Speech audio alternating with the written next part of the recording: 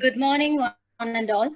On behalf of IEEE-KMCTCE College of Engineering, I welcome each one of you to the webinar on Development of Embedded Medical Devices with Machine Learning for Seizure Prediction. The session will be handled by Dr. Mohammed Shakir, Senior Data Scientist, Whitebox Analytics, Sydney. Okay.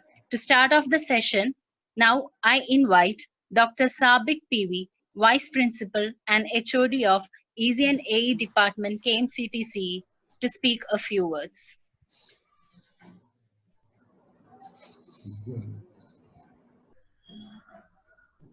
Hi all, it's a great pleasure to be part of this event, and as we know that we are in a bad situation and unable to have interaction face to face due to this coronavirus, and we are in a alternate mode of learning process because we cannot be stand still without doing anything, cannot be idle.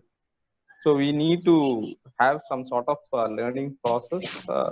So on this contest, a lot of webinar series have been hosted by different sources on different topics. So we are also on that line, and from our side, that is from IEEE-SB of KMCTCE, we are also joining on this occasion to conduct webinar series. So this is our first initiation, and hope we will have further more this sort of webinar on different topics. So today we are having an important topic, which is developing embedded medical devices with machine learning for seizure prediction. And we have an eminent person who is rightly working on this area, and he is none other than Dr. Mohammed Shakir. He is a senior data analyst, scientist, Whitebox Analytics, Sydney, who has been working for the past 15 years in this area. So I think he is the right person who can talk on this particular topic. So he'll be throwing out insight about the topic in detail in the further time being. So I think all the participants will have a very useful session from this talk. So I request all of you to take part actively and get maximum out of it. So I wish all the best for all the participants. Thank you. Over to Priyanka. Okay, thank you so much, sir. Now moving on, I invite Ms. Amita Junaina TK, IEEE-SB Counselor, KMCT College of Engineering, to introduce our faculty. A very good morning to one and all. On behalf of IEEE Student Branch of KMCT College of Engineering, I welcome each one of you to this webinar on development of medical devices with machine learning for seizure prediction. It's my honor and privilege to introduce the speaker for the day, Dr. Shakir Mohammed, who is currently working as a senior data scientist at Whitebox Analytics, Sydney, Australia. Dr. Shakir has completed his BTech from MIT College of Engineering in 2005 and Masters from Washington International University, United States. Shakir holds a PhD in Electrical and Electronics Engineering from the University of Technology, Petronas, Malaysia.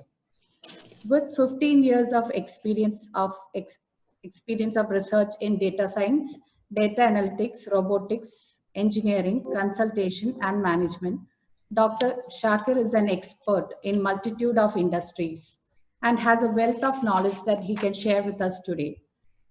He has bagged several awards and achievements, of which a few of them are: he's a gold medalist for innovative product design and invention, ITEX for seizure and ECG arrhythmia prediction algorithm.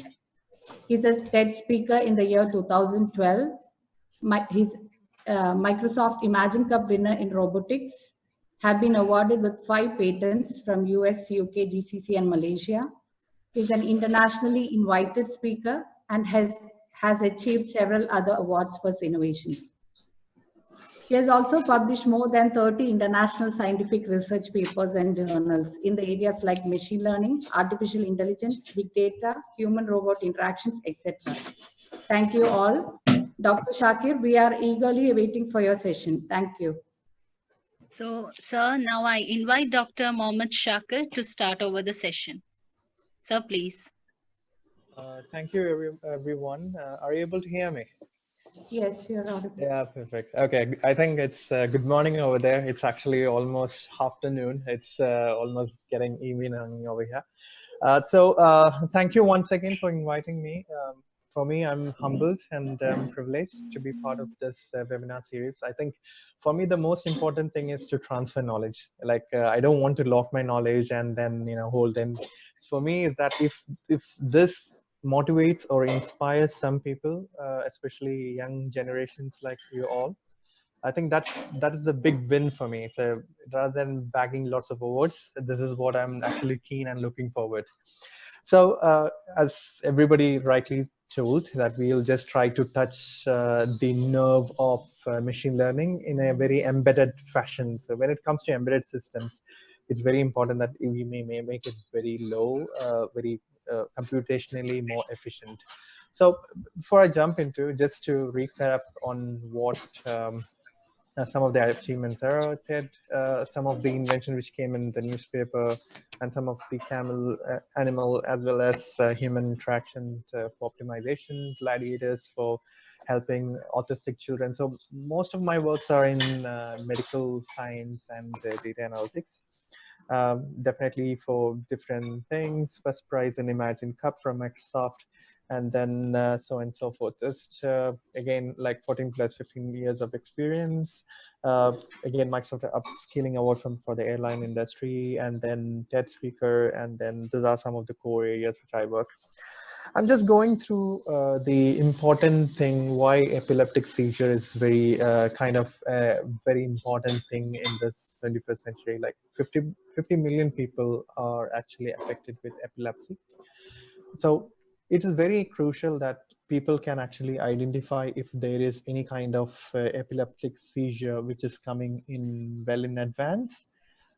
So there are devices, there are data, there are lots of research which is actually done, but the problem is that people have to be bedridden, which means that they have to be in a hospital to detect and all the things. They can't do social life, and it's actually really annoying. So it's very important that we try to create a wearable which is portable in nature.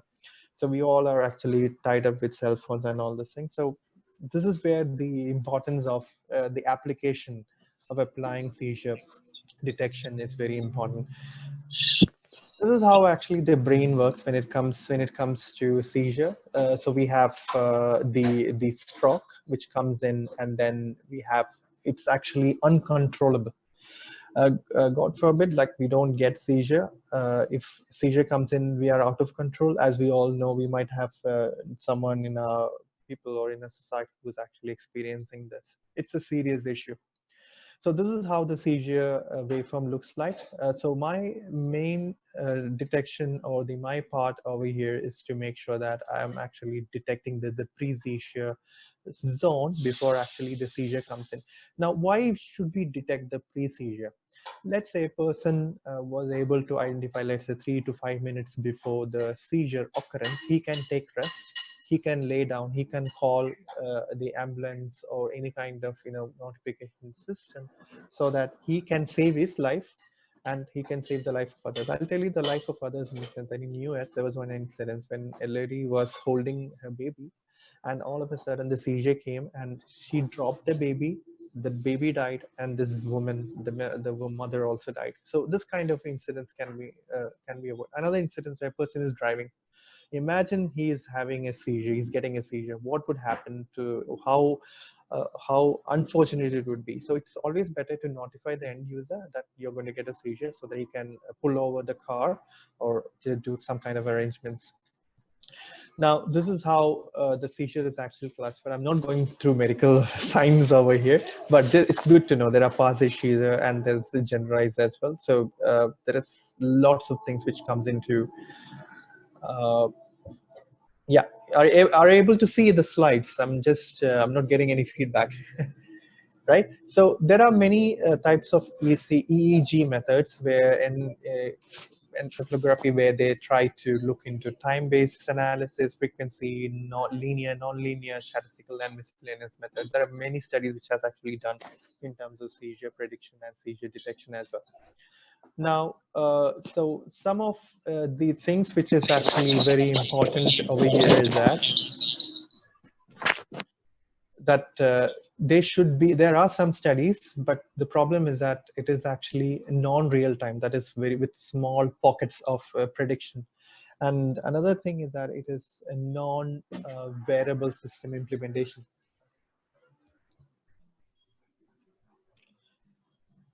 So just hold on.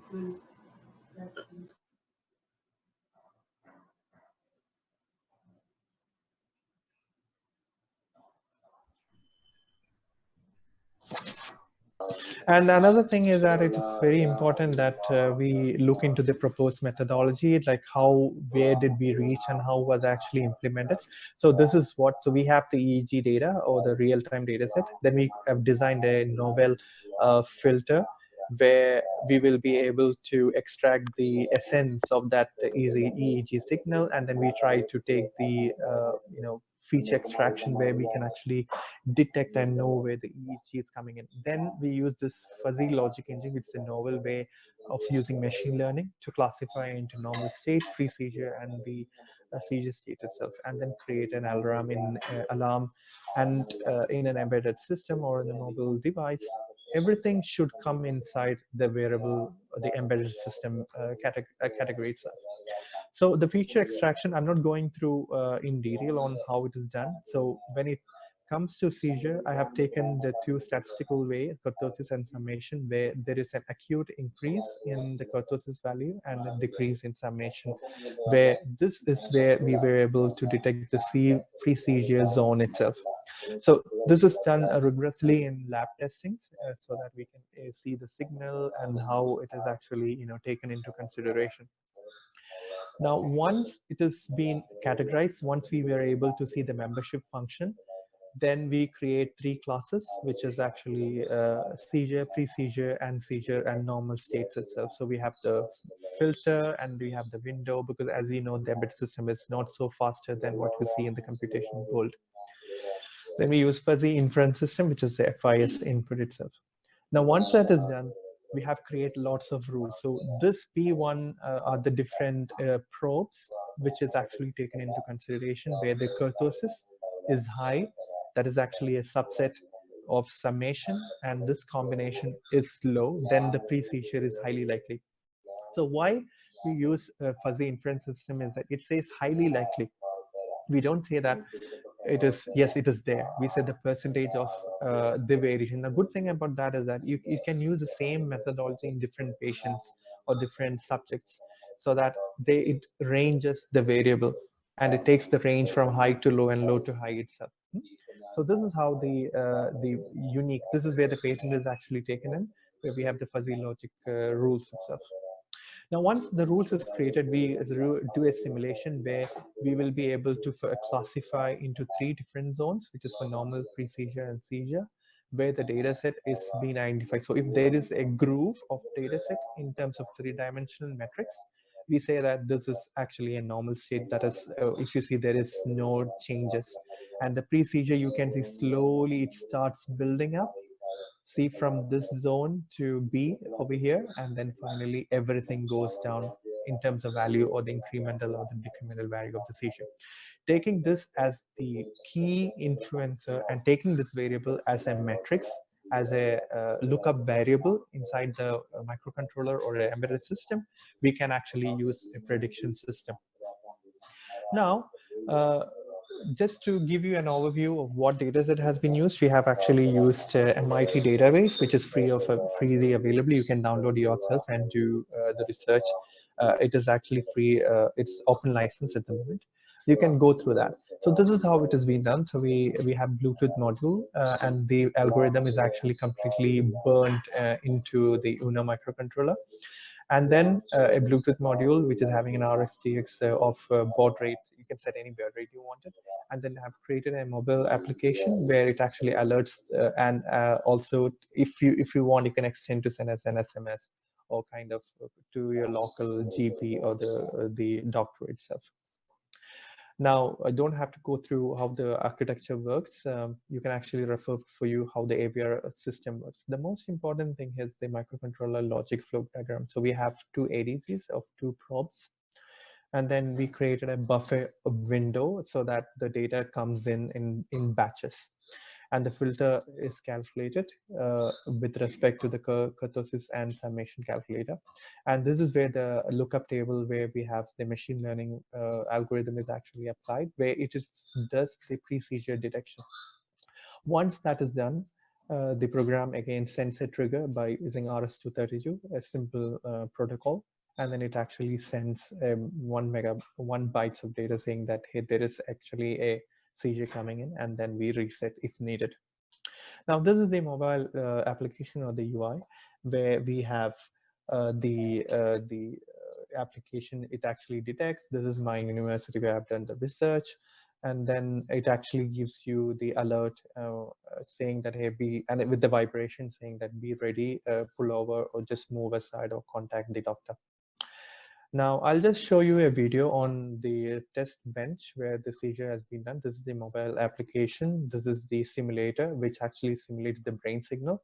This is the hardware with the power. It is also scoped just to make sure that the input is actually matching to the output, just to see the lag between the data set. And this is a kurtosis and summation calculation. So let me just run to the video. The application is turned on. I'll just move forward, and then it will connect to the pre-seizure detector, which is the hardware over here. And then we select the MAC address of the device. And then once that is done, it will do the connection and will start monitoring. And I'll turn on the signal generation from the LabVIEW UI, where I am selecting the file name, and then actually start the program in order to just run a little bit more. And I said the window where should I start the signal and then run the signal. It actually does the hardware, NI hardware, so that you can see that it is actually looking at the lag and delays. It's actually done in an iPad to do the simulation from here, oscilloscope, portable oscilloscopes. I'll just move a little bit further, and you see how the normal EEG signal from P7 and P1 is actually reacting. I'll just move a little bit more. And you see that the kurtosis and summation is actually slowly building up. Just move a little bit more, and you see that. Can you see the summation? It's building up. It started detecting, and the peaks are coming in. So the kind of strokes and the peaks and values are coming in, and you see immediately it will send a signal saying that yes. Caution, chances of seizure are high in next few minutes. Please be alert. And once that is done, you can reset and it starts continuous monitoring. Now, as a result, we have just to do a comparison. I have to make sure that what are the different studies done by different, different authors. So in terms of embedded system, what are the code, how fast it can actually refer, and so on and so forth.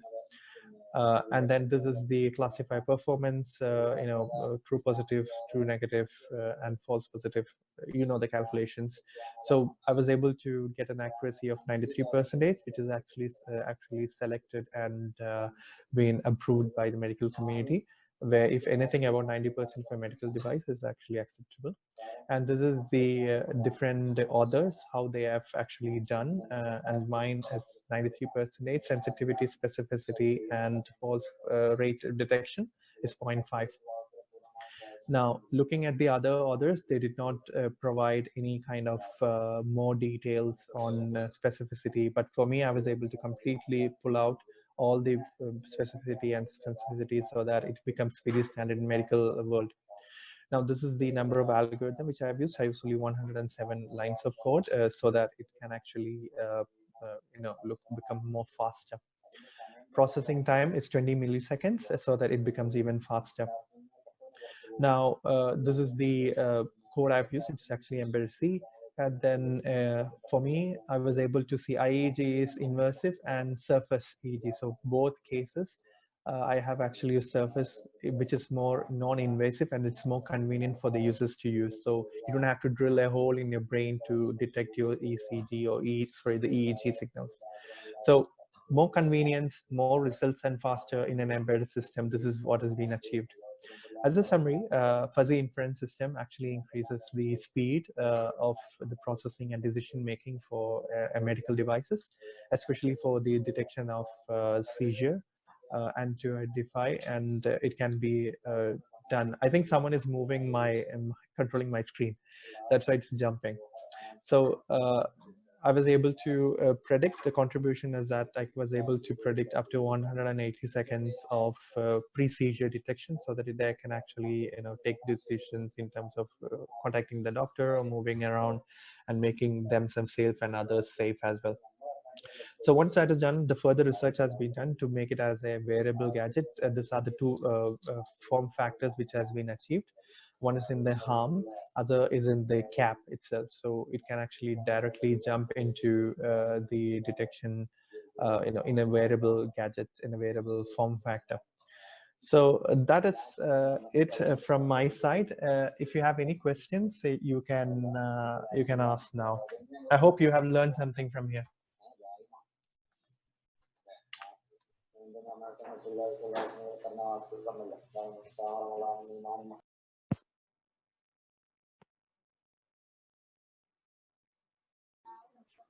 Hello.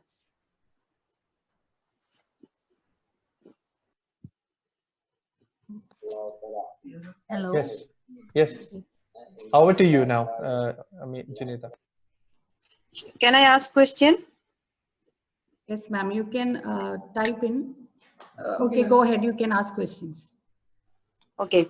Actually, you have seen that the false positive rate is 0.5. Yes, tell me.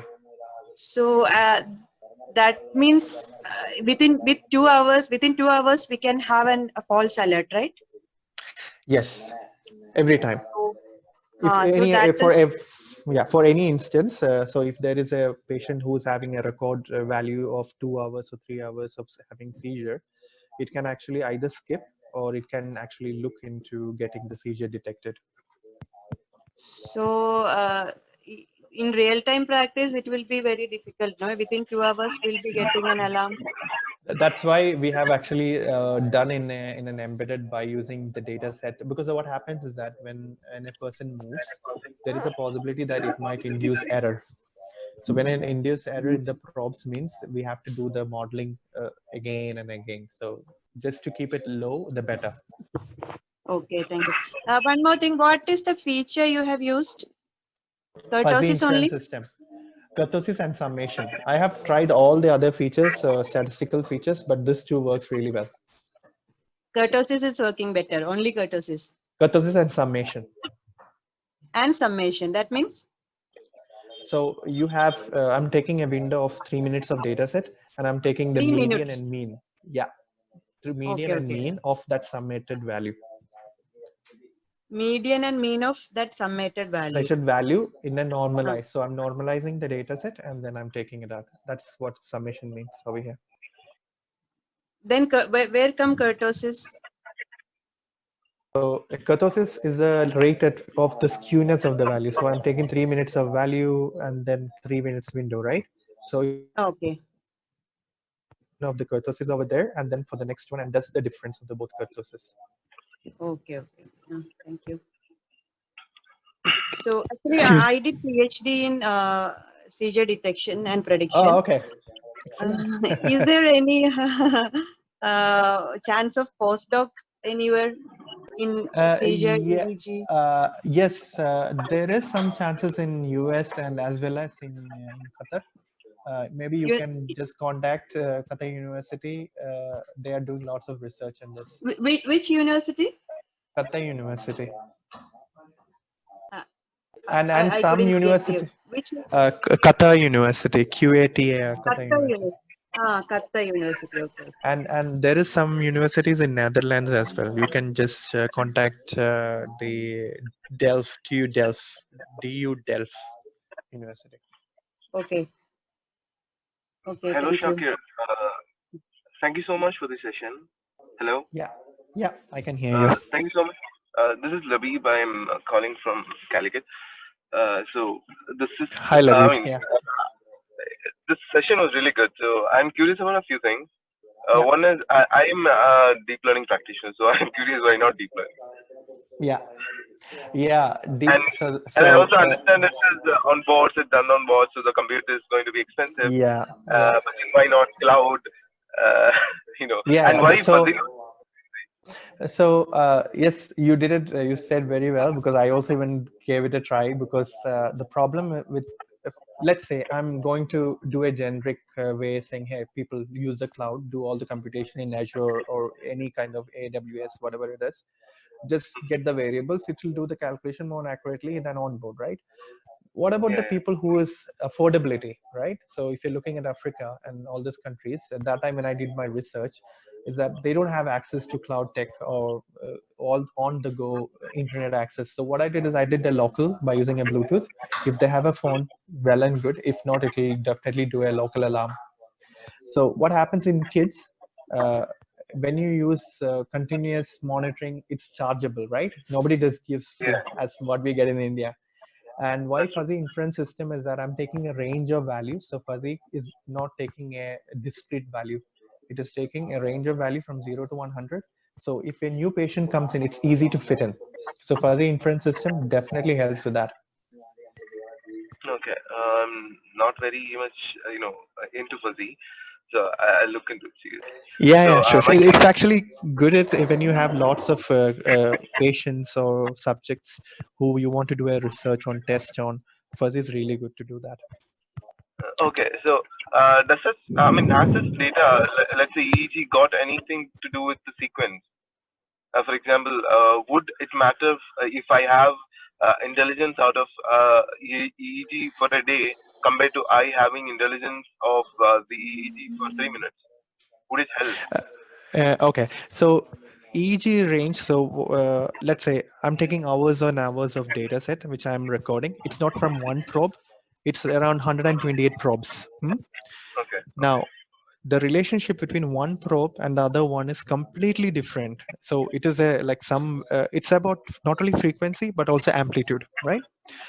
Now, when you take an intelligence, so what happens is that the best methodology is when it comes to medical science is that get the reference from the doctor value, have a human heuristics along with the intelligence. So next time when the doctor is not involved, the system can automatically detect, even if it's a deep learning or even if it's ML or AI, whatever it is. So that's the methodology which is actually followed in medical science, where human intervention, especially from the doctor, experts input is very crucial, because otherwise you'll not get the FDA approval. They will say no approval. Thank you so much, Shakir. I'll see if we can talk on this offline. Yeah, sure. Hello, sir. Hello. I'm Fasil from Central University, Kerala. Hi. Okay. Hello, sir. Okay, I'm also working on the same topic actually. Okay, excellent. So I have one doubt, so what about building a EEG device, like a headset, EEG mobile device? How is it possible? Actually, the available mobile EEG devices are very costly. So one is available with a 10,000 or something, but it is not working properly. Like it only takes the one signal, only one channel. So what is the possibility of that? Epoch, there's a company called Epoch. It is less than 10K, I think so. But however, you can just use it only for motor actions. So motor actions is completely different. Yeah, EMG and EMI are completely different from the EEG seizure detections, right? You know that, right? Now, it's always better that have 128 probes. You can build yourself. There is no limitation. So what you can do, I'll do the best thing is that you get the sticky pads, right? from surface EEG. So you can build your own cell with the cap, with the 128 by measuring, the centimeters, right? 2.5 centimeters apart from each, from the brain skull itself. You can build yourself. Only thing is that you need a good amplifier. You can do with an op-amp 748 or 744. Just build your op-amp and feed it to a DAC. Digital to analog converter. You can use a microcontroller, so you can do everything around 5,000 rupees or less than that. Okay. Thank you. Yeah. Thank you, sir. Thank you. Welcome. Okay. We have one more question from Rajesh. Question is, how many channels are needed for seizure detection? Minimum, we need at least 2 channels, one with ground and 2 channels. Because what happens is that the potential difference is calculated so that you can see that. So what happens is the wave transmits from one region, that is you see thalamus, and actually moves up. So it's very important that the potential difference creates a good way of seeing what happened next and what is happening, what is going to happen. Hello. Yeah. Sir, this is Maithili from VIT Vellore, sir. Yeah, Vellore. My brother studies there in VIT Vellore. Oh, great. Yeah. Okay, sir. Sharik, he built these cars and all these things. Which battery. belongs to which department? He's from mechanical and renewable energy. Moidin Sharik. Yeah. Oh, okay, sir. I'll find it. Yeah. I'm from electronics, biomedical technology, sir. Okay. Great. That's good to I hear. have a doubt in sensor part that you're using cap and arms, right? Yeah. If both the places you are using the same sensor, is it? No. So if you look into that, the cap and see here, there's a probe, right? So it is just a convenience. So you see that the cable is going up. Okay. For the children, yeah, it's just position. That's all. Cap is just for the convenience. So the okay. I got it. Thank you so much. Thank you. Okay. So there is one more question. In your work, how many channels are used? This is asked by Tasneem Fatima. Yeah, two probes, 2 positions, P1 and P7 position.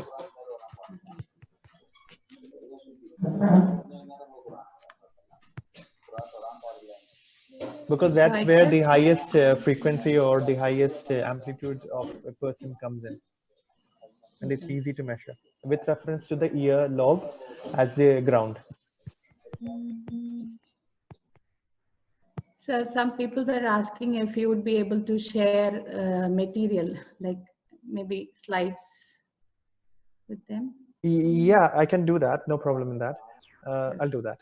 Second thing is that you can always find my papers, everything in Google Scholar. I can just post it here. Maybe I can send it to Juneda and she can share it across. Yeah, you can just search for me in Google Scholar. You can just search for Shakir robotics or Shakir EEG in Google and you will see the list. Okay. Yeah, it's straightforward.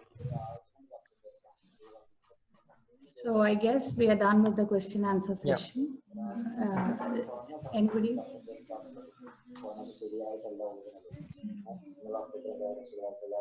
I guess we are done with the question answer session. Okay, that's great. Okay. Thank you everyone once again for listening, and I hope you have learned something new. Wish you all the best for your future endeavors and for great research and doing great for mankind, which is more important. Thank you, sir. Okay, thank you, sir. With this, we come to the end of the session, and thank you so much, sir, for your valuable time and presence. And thank you all for participating. Yeah. Thank you. Looking forward for more sessions from you, sir. Sure, in the future. On behalf of IEEE-KMCTCE, I extended my sincere gratitude to Dr. Mohammad Shakir for taking his time in guiding us through the development of medical device with machine learning for seizure protection. And thank our branch counselor, Ms. Amida Junaina, for the support she gave us, which gave us strength to organize such an event, and Ms. Priyanka, assistant professor of department, EC department, and Sabit sir, HOD of EC department, And for just what I take this opportunity to thank all the participants for making this webinar successful. And we are looking forward to your support in our future events. Thank you. Thank you all. Thank you, Shakir. Thank you for your valuable time. It was very informative. And I hope most all welcome. enjoyed this Yeah. session. Thank you so much. And thank you for being here. Thank you. So with this, we are ending this session. Okay, see you then. Thank you. Okay. Thank you so much. Okay.